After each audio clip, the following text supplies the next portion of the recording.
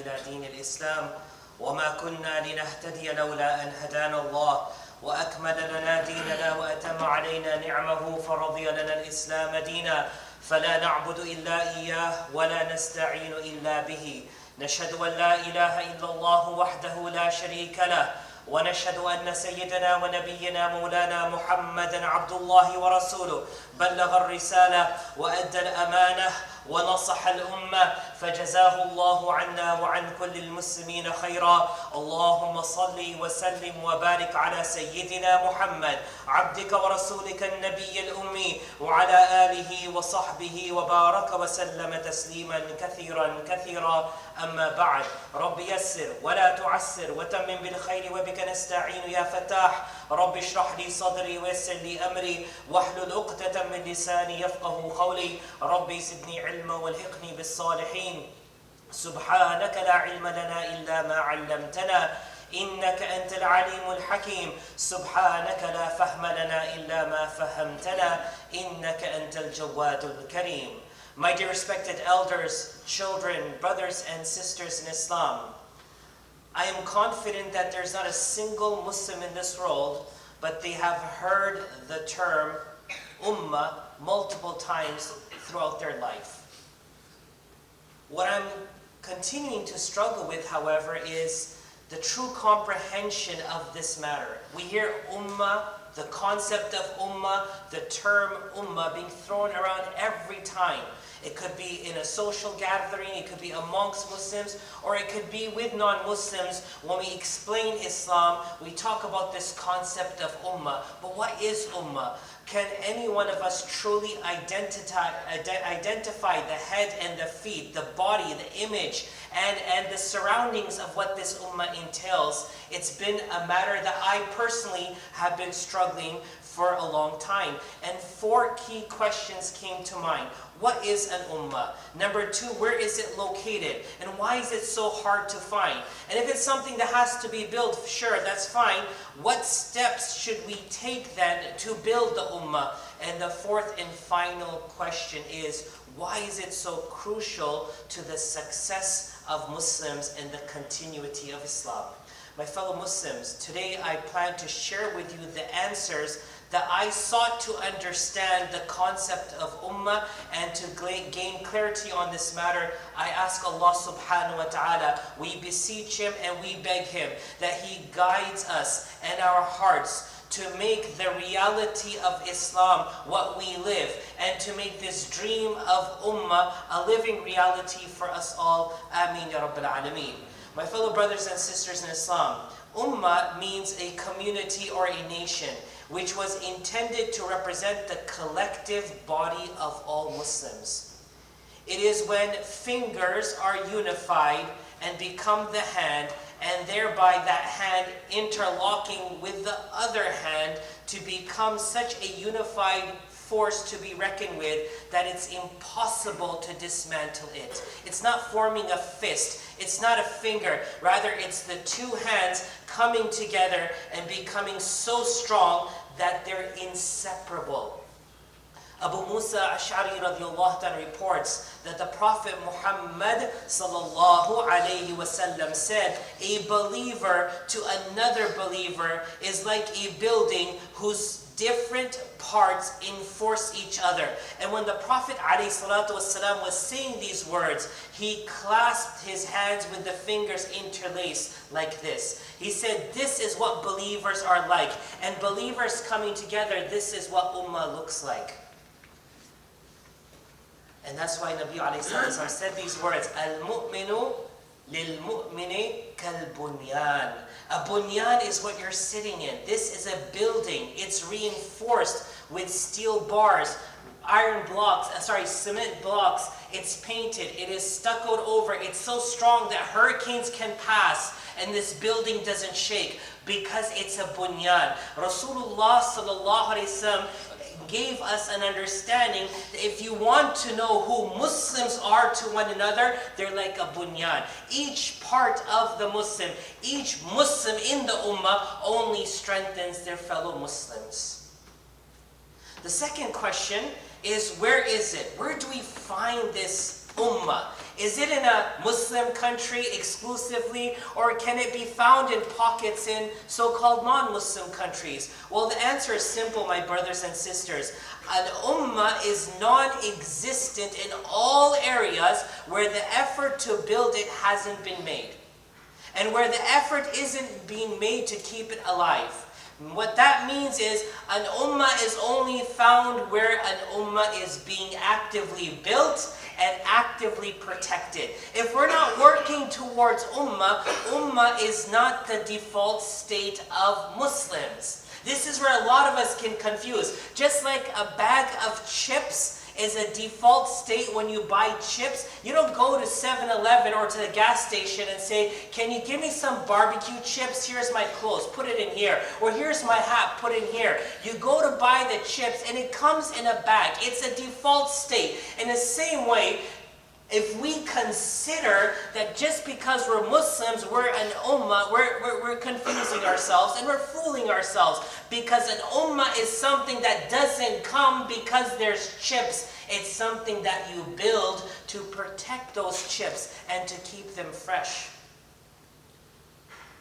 When I realized that ummah isn't the default state of the Muslims, I felt that ummah meant just being kind to one another, smiling to one another. If I smile at you on Jumu'ah and you smile back, we're an ummah. Well, that doesn't make an ummah, because facial expressions do not represent what we harbor within ourselves.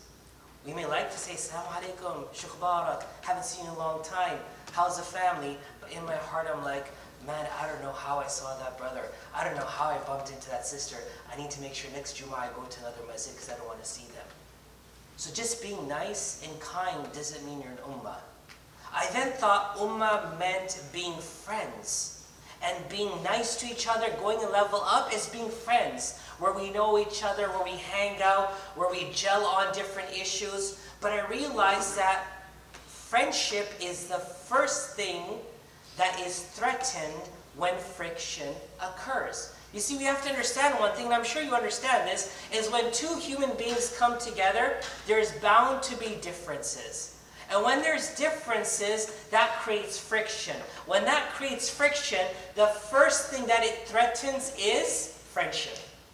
Oh, that's how you think about something? I think about it different. Okay, I don't want to know you. If friendship is what it means to be an ummah, then we failed there also. So again, ummah is not a default state. Ummah isn't just smiling at one another. Ummah is not just being friends, because that doesn't last also. Allah subhanahu wa ta'ala in the Holy Quran informed us of what the reality of friendship is tomorrow on the Day of Judgment. In chapter 43, verse 67, Allah subhanahu wa ta'ala states, Bismillahir Rahmanir Rahim, Al-akhillau yawma idhin ba'duhum li ba'din adu illa al-muttaqin. That on the Day of Judgment, friends shall be enemies one to another. You can hang out today. You can go to a basketball game together and go fishing together and say, that's my best friend. But Allah subhanahu wa ta'ala is telling us on the Day of Judgment, those who deemed each other friends will be enemies. On that day, they will be enemies one to another, except for those who are God-fearing, who are pious, and who revere Allah subhanahu wa ta'ala. Hence, ummah is not friendship also. It's not the default state. It's not smiling and saying salam, and it's not being friends. So what is ummah? What is the key ingredient which begins the formation of ummah? My fellow brothers and sisters, it is brotherhood and sisterhood. When we can see past our likes and dislikes, what we have in common, and how we gel with one another, to openly seeing a Muslim, any Muslim, young or old, similar in our culture, in our color, in our race, or different. When we can see each Muslim as our blood brother and blood sister in faith and beyond, we have now begun the ummah building process. The person you're sitting next to in Jumu'ah was placed there by Allah. When you finish your prayer and you say, Assalamu alaikum wa rahmatullah, you're saying it to your angel on your shoulder, you're saying it to your fellow Muslim next to you, and those who are next to them, and you're doing the same thing when you turn to the left side. That each person, you are reminded, and I am reminded, and we are constantly reminded that we are all brothers and sisters in faith. But truth be told, that's easier said than done, because just by accepting someone as your brother or sister doesn't mean that there won't be friction. Okay, if you're saying friends will have friction, are you telling me that brothers and sisters will have friction? I'm sure you've heard of sibling rivalry, which doesn't happen just in a young, tender age. You could be in your 40s and 50s and still despise your brother and sister, your blood brother and sister. So does it mean that if we're going to see each other as brothers and sisters in Islam, there's going to be no friction? Who said that? Of course there's going to be friction. There will continue to be friction whenever humans try to bond as one. But the difference in the friction of brotherhood and sisterhood compared to friends is that it will not lead us to perpetrate vile and evil acts against one another. As a brother and sister, you'll know that you may hate that person in your core, but you'll never do them wrong. You will never be wrong to them. You will never take a step on the path of evil and perpetrate harm to them. You know there is a red line. For in brotherhood and sisterhood in our Islam, you don't have to agree. You are allowed to disagree. You don't need to be nice or do something good. But you know clearly from Allah subhanahu wa ta'ala that you can never and will never do wrong to one another. Rasulullah sallallahu alayhi wasallam said, Al-Muslimu akhul Muslim. A Muslim is a brother of another Muslim. What defines that brotherhood? Did he say you go out for coffee to the kahwa shop and have a good time together? He defined the things that a person who claims another to be their brother will never do. He will never oppress him, nor will he hand him over to an oppressor. When you say you're a brother, I will never do you wrong. And I never will put you in harm's path where someone will do you wrong. And then Rasulullah sallallahu alaihi wasallam gave the virtues of why you and I should strive to create that bond of brotherhood and sisterhood. He said, whoever fulfills the need of his brother, Allah will fulfill his needs. Whoever brought his Muslim brother out of discomfort, Allah will bring him out of the discomforts of the day of resurrection. And whoever, man satara musliman, satarahu Allahu yawm al-qiyamah. And whoever screens a Muslim, Allah will screen them on the day of judgment. What does that mean? You conceal? No. You openly expose and tell the world what they did? Nowadays the greatest fitna is WhatsApp. Within seconds the whole world knows about someone. You conceal their faults. You don't expose them. You conceal their shortcomings, their weaknesses. Allah on the day of judgment will put His cloak around you, a shade, a covering, that when you are being judged and your misdeeds are presented, they're presented to you and not the entire humankind. Rasulullah ﷺ is explaining here what it means to be a brother and why we should strive to be brothers and sisters one to another. And how easy is it to violate the brotherhood and sisterhood? بِحَسْبِ امْرِئٍ مِّنَ الشَّرِّ أَن يَحْقِرَ أَخَاهُ الْمُسْلِمِ. It's enough evil to destroy me if I just look down on my fellow Muslim. Oh, that Muslim is really crazy. That Muslim is totally lost. Did you see the tattoos on that person? That person is done. I saw that person with a 6-pack of beer the other day, and now they come to the masjid. It's enough to destroy me if I just look down on a fellow Muslim. In today's world of self-perfection and elevating oneself, that I'm good, I'm the best, and everyone is the worst, it is so easy to put others down. And that is why the concept of ummah was formed, that you are not by default an ummah. You don't just be an ummah because you're Muslims. You're not just friends or nice to another, but you work and strive towards making sure that if I can't do you good, I will never do you bad. If I can't say anything good, I will never say anything bad. If I can highlight something that you've done astonishing and great, I will never expose something you've done wrong. This is the most essential and key ingredient when we build and form ummah. We must be a source of peace and not a source of harm for one another. At that time, if we can do that, we will have cloaked ourselves with the key quality of piety and taqwa, which is crucial and essential for our success in this world and in the hereafter. In closing, my fellow brothers and sisters, today's topic is a simple topic. We hear the word, we all think of it differently. What we fail to realize is, it doesn't just happen because we're around. It happens because we build it when we're around one another and when we're not around each other. The fourth and final question that I had is, why should we do this? And what's at stake if we don't do it?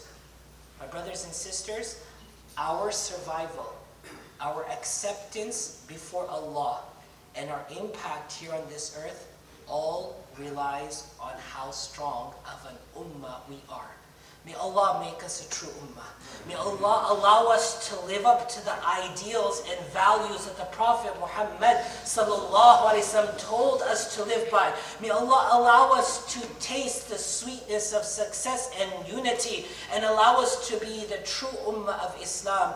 Ameen ya Rabbil Alameen.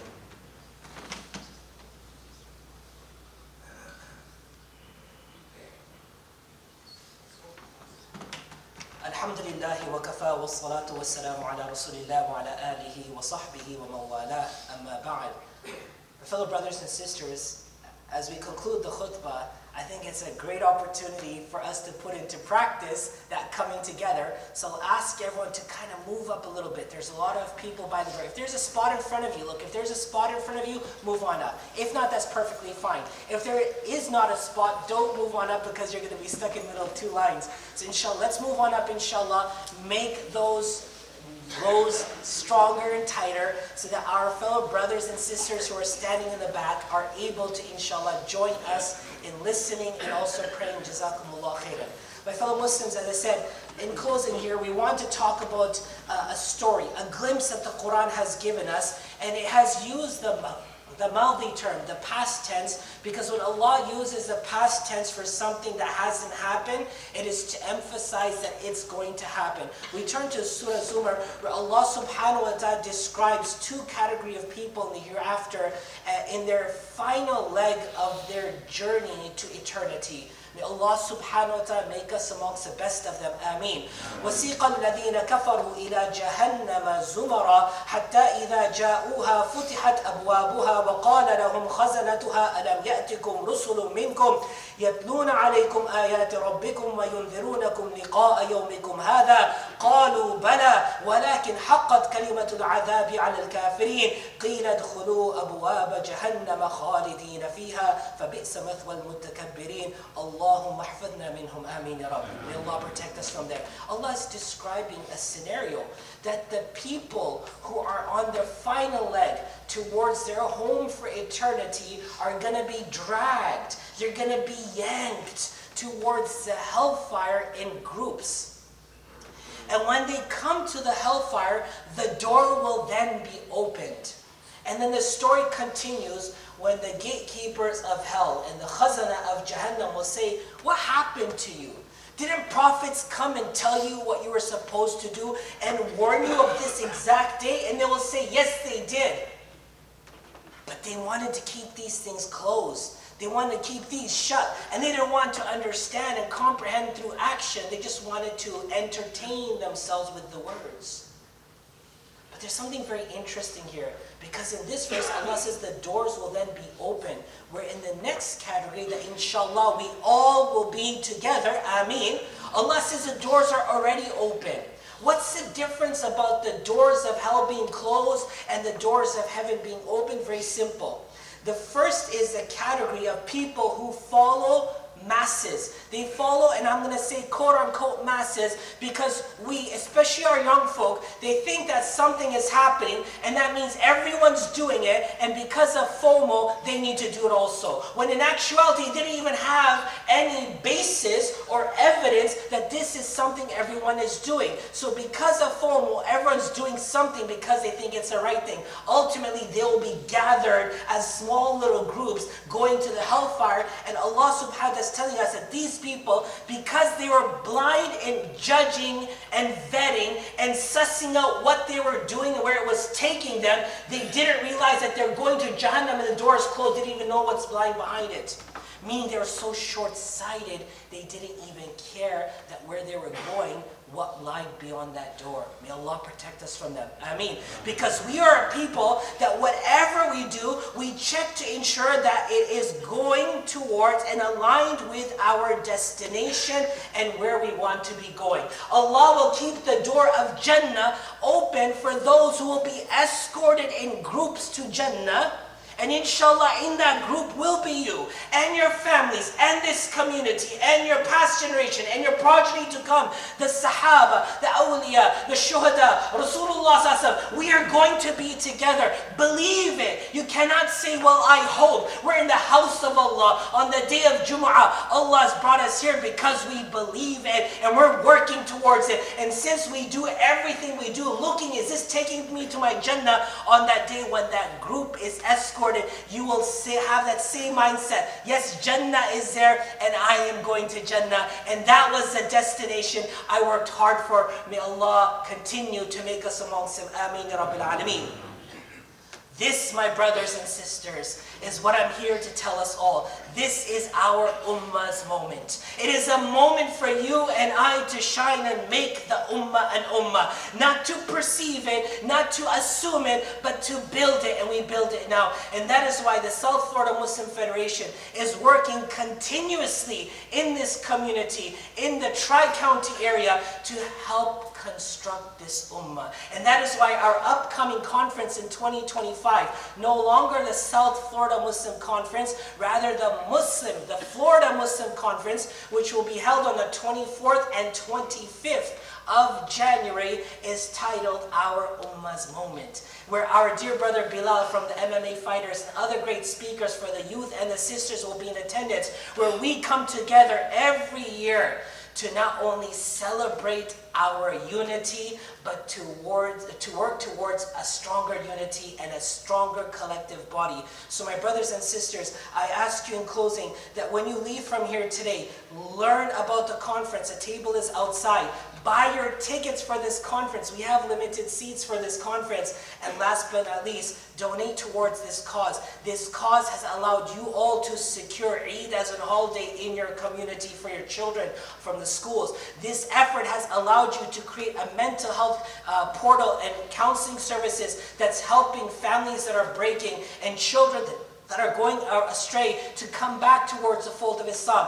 This is your effort. May Allah give us the strength to continue our effort. Ameen ya Rabbil Alameen. We send salutations and blessings upon Muhammad Mustafa sallallahu alayhi wa sallam, who guided us and mentored us. As Allah subhanahu wa ta'ala says in the Holy Quran, Inna Allah wa malaikatahu yusalluna ala nabi, Ya ayyuha alladhina amanu, sallu alayhi wa sallimu taslima. Allahumma salli wa sallim wa barik ala Sayyidina Muhammad, abdika wa رسولك النبي الأمي وعلى آله وصحبه وبارك وسلم تسليما كثيرا كثيرا. اللهم ألف بين قلوبنا وأصلح ذات بيننا واهدنا سبل السلام وجنبنا الفواحش ما ظهر منها وما بطن. اللهم يسر لنا أمورنا كلها ولا تكلنا إلى أنفسنا طرفة عين. رب يسر ولا تعسر وتمم بالخير وبك نستعين يا فتاح. نسألك اللهم من الخير كله ونعوذ بك اللهم من الشر كله. اللهم اشف مرضانا وعاف مبتلانا وارحم موتانا يا رب العالمين. اللهم انصر الإسلام والمسلمين. اللهم اللهم اعز الإسلام والمسلمين. اللهم انصرنا على من خالفنا، واحفظ بلادنا وأصلح أولادنا، واشف مرضانا وعاف مبتلانا، وارحم موتانا، وخذ بأيدينا إلى كل خير، واعصمنا من كل شر، واحفظنا من كل ضير. آمين يا رب العالمين، آمين يا رب العالمين، آمين يا رب العالمين. إن الله يأمر بالعدل والإحسان وإيتاء ذي القربى وينهى عن الفحشاء والمنكر والبغي يعظكم لعلكم تذكرون. فاذكروا الله يذكركم وادعوه يستجب لكم ولذكر الله أكبر والله يعلم ما تصنعون. Let us all rise inshallah and form our lines, stand shoulder to shoulder. There is still some space here by the wall. We'll ask some of the brothers to move on down inshallah. May Allah